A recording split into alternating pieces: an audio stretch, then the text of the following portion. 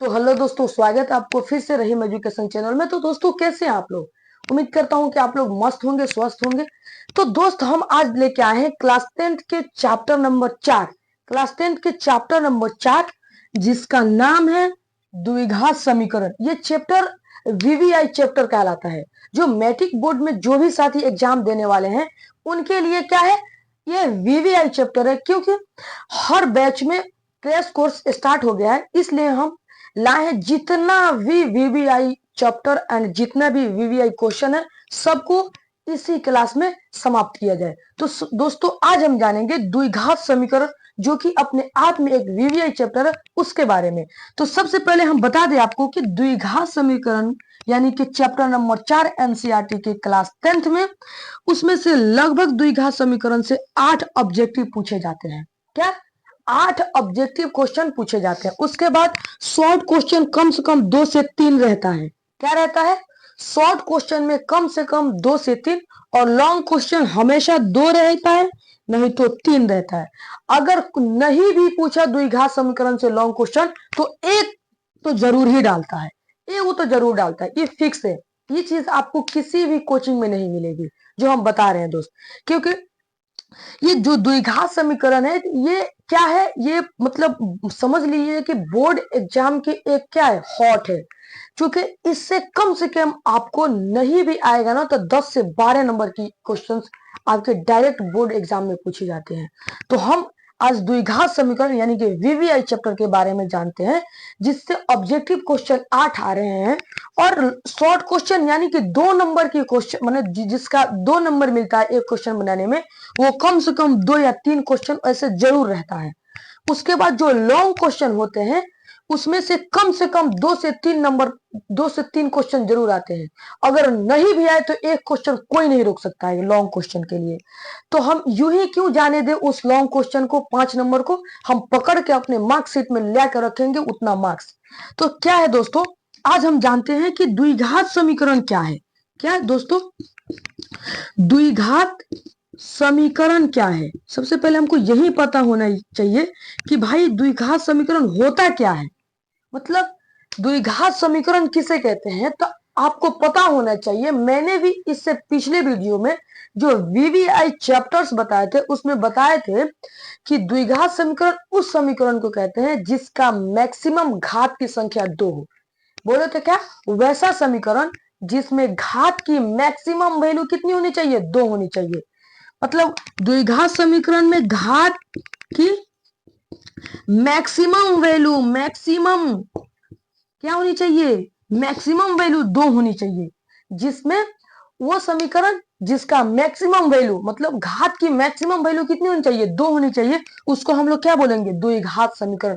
ऐसे भी वर्ड से भी आपको पता चल रहा है कि द्विघात समीकरण किसको बोलेंगे। यानी कि द्विघात यानी कि 2 घात, यानी कि जिसकी मैक्सिमम घात की वैल्यू 2 होगी, वो क्या होगी, द्विघात समीकरण होगी। तो उम्मीद करता हूं कि आप लोगों की इतना चीज आसानी के साथ समझ आया होगा। तो अगर आप लोग इस चीज को समझ गए हो, तो सबसे पहले चैनल को सब्सक्राइब कीजिए, उसके बाद शेयर कीजिए और कम से कम 5 गो कमेंट कीजिए। अब हम नेक्स्ट टॉपिक को चलते हैं कि अगला आपका टॉपिक क्या कहता है। अगला टॉपिक आपको क्या कह रहा है, समीकरण अगर पढ़ रहे हैं तो इसका जो जनरल फॉर्मूला होता है, जिसको हम लोग शॉर्ट फॉर्म में जीएफ बोलते हैं, मतलब गर्लफ्रेंड वाली वर्ड नहीं, जीएफ यानी कि जनरल फॉर्मूला जो होती है, उसको बोलते हैं हम A X X square plus B X plus C, B X plus C. यानी कि ये जो द्विघात समीकरण जो है, उसकी जनरल फॉर्मूला है A X square plus B X plus सी।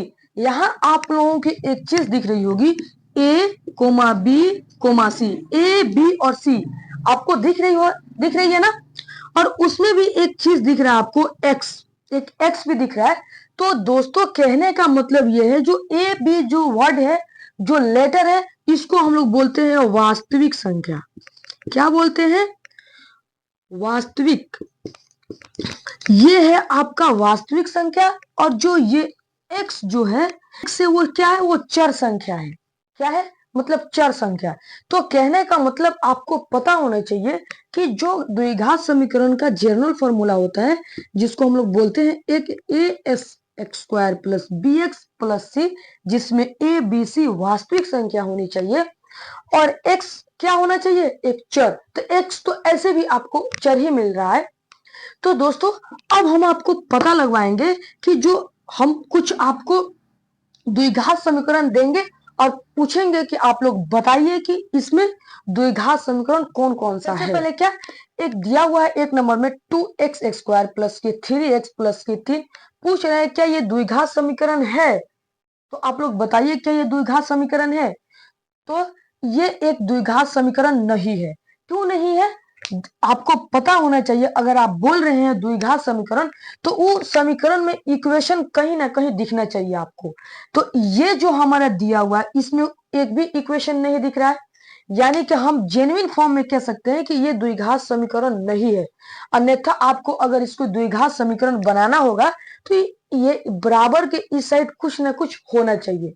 तो अब दूसरे हिसाब से पता करते हैं कि ये जो दूसरा क्वेश्चन दिया हुआ है 4x स्क्वायर माइनस के रूट अंडर 3x प्लस के 3, पूछ रहा है क्या ये द्विघात समीकरण है।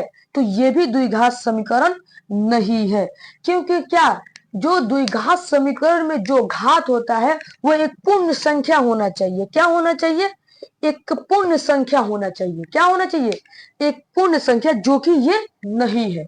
उसके बाद तीसरा नंबर पर पहुंचते हैं कि 2x स्क्वायर प्लस के 4x प्लस के 3 इक्वली 0, यानी कि पूछ रहा है कि क्या ये भी द्विघात समीकरण हो सकता है।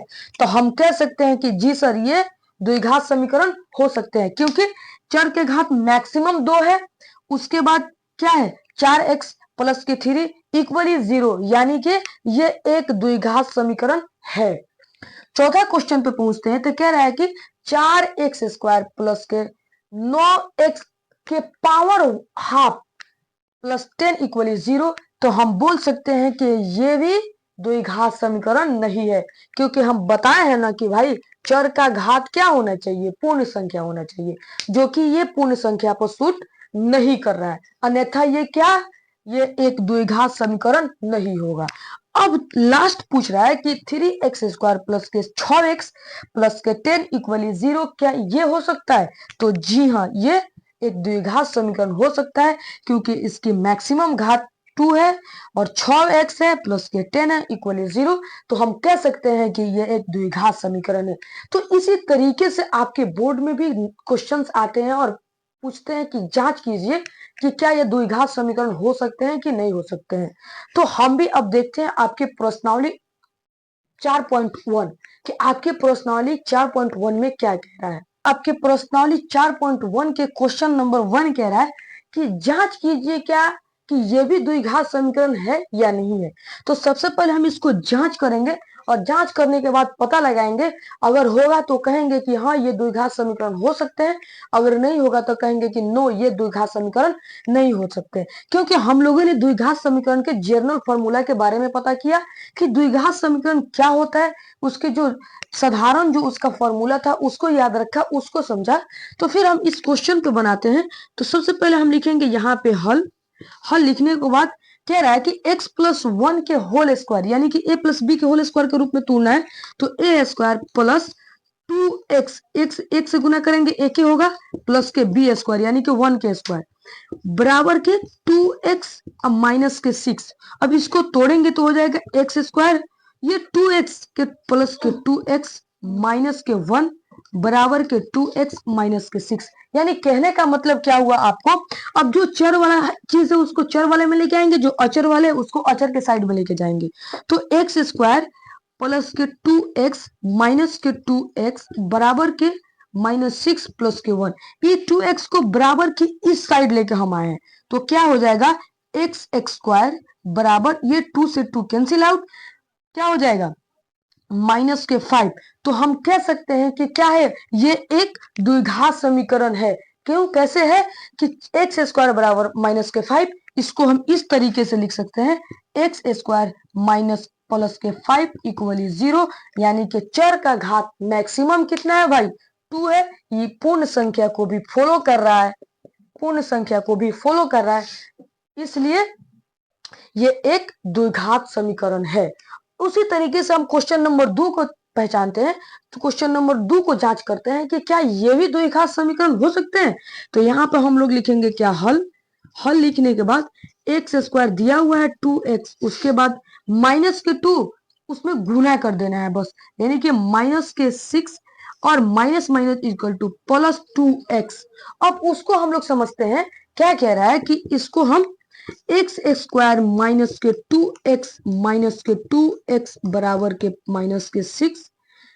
अब देखिए हम लोगों ने जो प्लस का 2x है उसको इक्वल के ई साइड लाए और देखते हैं कि दोनों माइनस माइनस है, यानी कि एक्स स्क्वायर माइनस के 4x यानी के बराबर माइनस के 6, यानी कि एक्स स्क्वायर माइनस के 4x प्लस के 6 इक्वल टू 0।